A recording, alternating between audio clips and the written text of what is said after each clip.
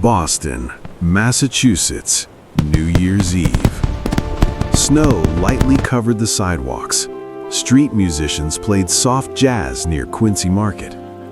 Couples laughed as they walked hand in hand toward crowded restaurants. It really is. Inside a rooftop lounge overlooking the harbor, a man sat alone at a reserved table for two. His name was Marcus Reed, 39 years old, single father. And tonight, he almost didn't come. The candle in front of him flickered as he checked the time again. 8:17 p.m. His blind date was already 17 minutes late. He adjusted his simple navy suit, clean, pressed, but clearly not designer. Marcus wasn't flashy. He wasn't wealthy, but he was a good man trying again. Welcome to Story Tales, where real emotions meet unforgettable life stories. If you love powerful human stories like this, don't forget to subscribe to Story Tales, because missing stories like this might mean missing lessons that can change your life.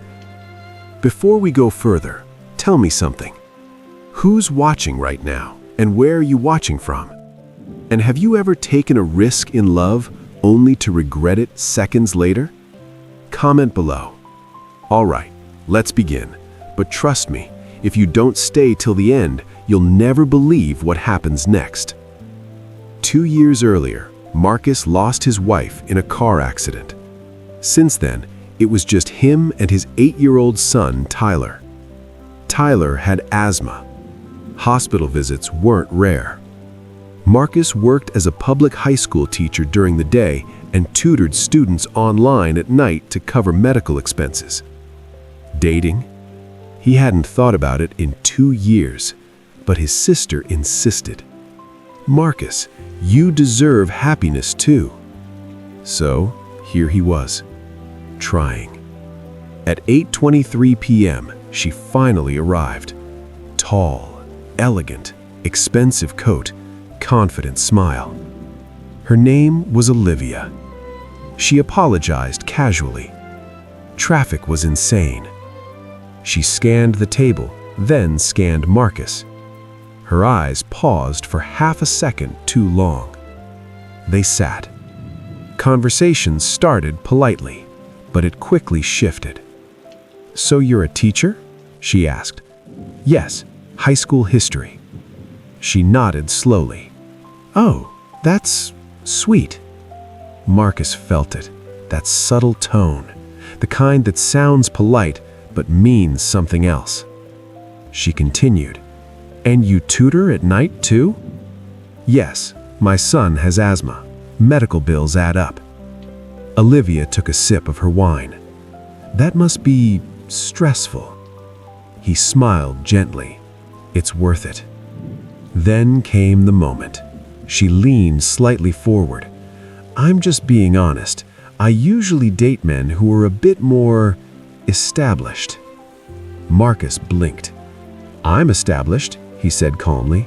"I own my home. I raise my son. I don't miss work." She gave a small, almost amused laugh. "I meant financially." The words hung in the air. Nearby tables were close enough to overhear.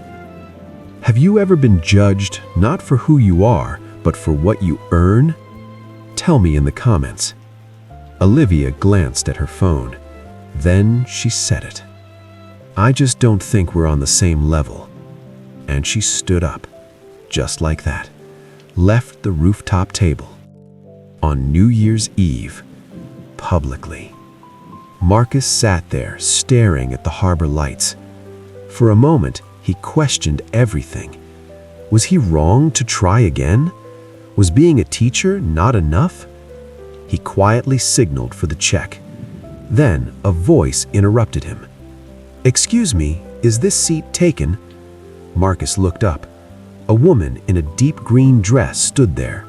Her smile was warm, not rehearsed.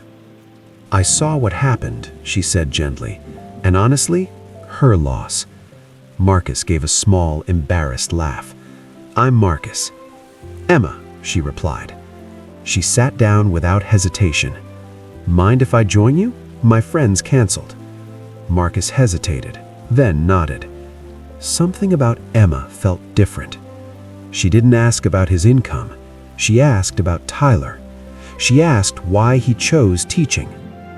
Marcus explained how one teacher changed his life when he was young. Emma listened, truly listened. When Marcus talked about Tyler's asthma attacks, his voice trembled slightly. Emma noticed. "You're a good father," she said quietly. The sincerity in her voice caught him off guard. As midnight approached, fireworks began bursting over Boston Harbor. Emma turned to him. "Can I ask you something honest?" "Sure." "Why did you still stay polite when she insulted you?" Marcus looked at the fireworks. "Because my son watches everything I do, even when he's not there." Emma's eyes softened. That's rare.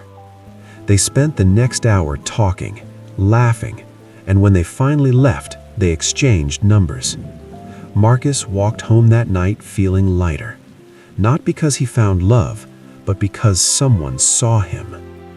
3 months later, Marcus and Emma were still talking, slowly, naturally. Then, one afternoon, Emma invited him to attend a charity education conference.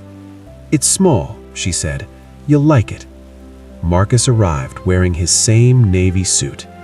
The event was held at a prestigious downtown hotel. Cameras, press, sponsors. Marcus felt underdressed. "Emma, I really don't belong here."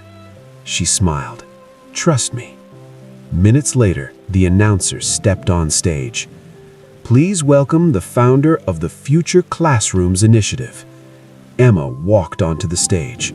Applause filled the ballroom. Marcus froze.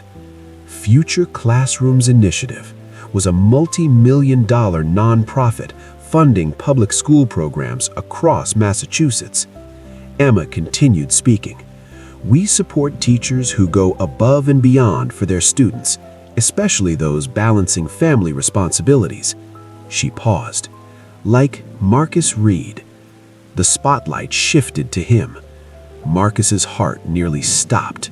The crowd turned. Cameras flashed.